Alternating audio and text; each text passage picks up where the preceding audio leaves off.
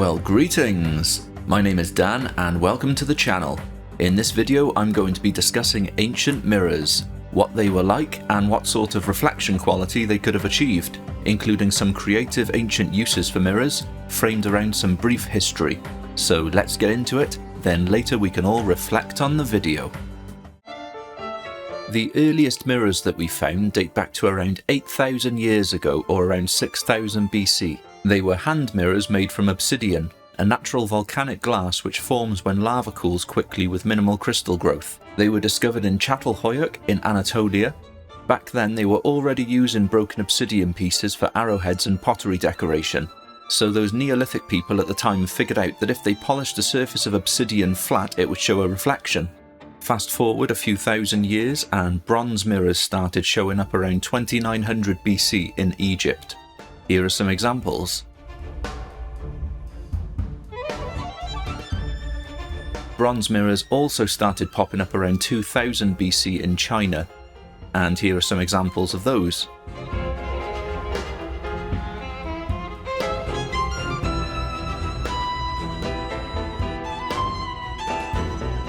And here is an example of a mirror being cleaned and polished back up.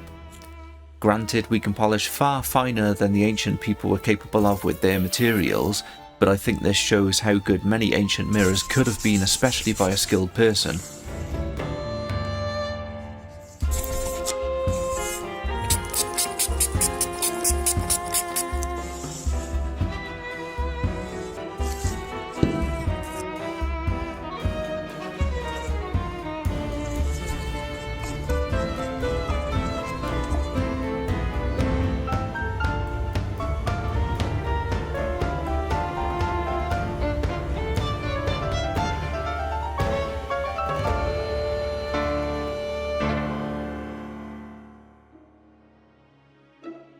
Also, Chinese magic mirrors date back to around 200 BC and are still being made today. Here are some examples and an accompanying documentary clip showing how they work and how they were most likely made. An image appears. The same image as we saw on the back is being magnified. I can magnify it even more, bring it, but it gets out of focus. So there's a compromise where you can magnify it either by bringing the torch closer or the paper further away. Take this magic mirror for example. A lot of the elements in the image don't line up exactly with the image on the back. For example, the hands on the figure in the middle don't reach up into the top corners in the reflected image. That suggests that the reflected image is somehow created by hand. Perhaps it's etched and then polished. If you move the mirror around in front of a sharp boundary between a dark region and a light region, you can actually see the effect of these half-micron changes in the surface. And if you do it for long enough, you can actually start to map out the boundary of the shape.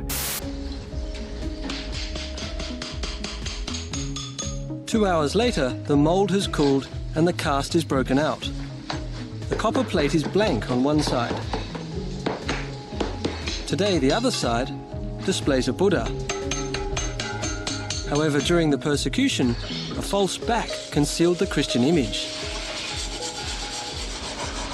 Then the magical process of finishing begins. Mr. Yamamoto is the 5th generation in a family of magic mirror makers. He's been studying the craft here in his father's workshop for 8 years, but he still has another 2 years to go before he can call himself a master. That's how long it takes to learn the touch. Scraping and polishing creates microscopic surface variations on the front that produce a reflected image similar to the one on the back. It takes weeks and a progression of ever finer scrapers to create the image on the mirror surface. Mr. Yamamoto uses a piece of charcoal like this for the final stage in the polishing process. He can't actually see when he's got it right, he has to feel it.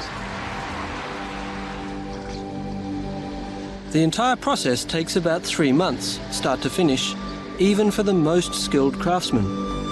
Only an experienced touch will eventually reveal the magical image.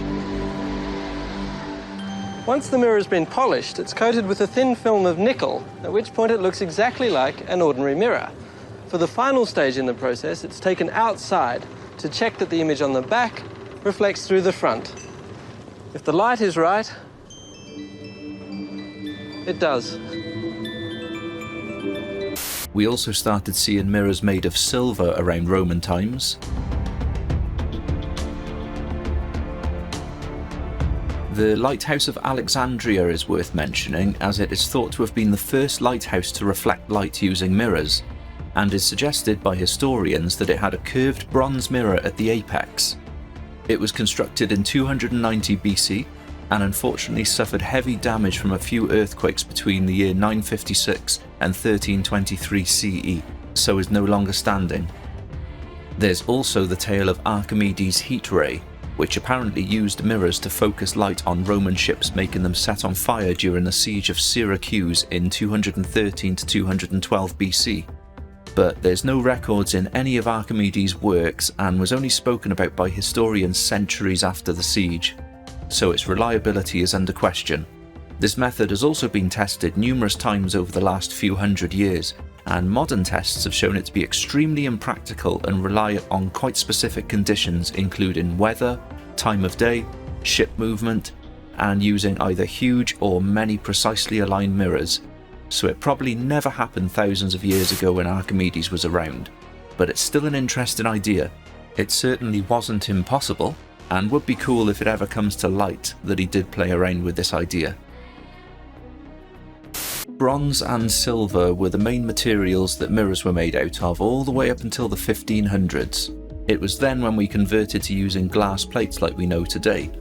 Although they used a mercury coating for the reflective surface then, now we know mercury is a dangerous substance, so we finally started using a silver coating in the 1800s, and now we mainly use aluminium. Even thousands of years ago, it looks like we had a pretty good capability of making at least reasonably decent quality mirrors, with enough potential clarity to see minor details clearly and without distortion. Plus, as with any craft, you would have some skilled and experienced specialists who would pass down their techniques over time. But also, the whole body section of the mirror being made of pure bronze wouldn't have been cheap, hence why they're mostly pretty small. So I imagine mirrors were considered a luxury item a few thousand years ago, and you couldn't have a large one made unless you had a lot of money. So there probably weren't that many personal mirrors amongst the general population. Well, that'll just about do it for this video. So what do you think? Well, after you've reflected on this video, I'd love to hear your thoughts in the comments. Please also like and subscribe, and I shall see you in the next one. Take care of yourselves out there.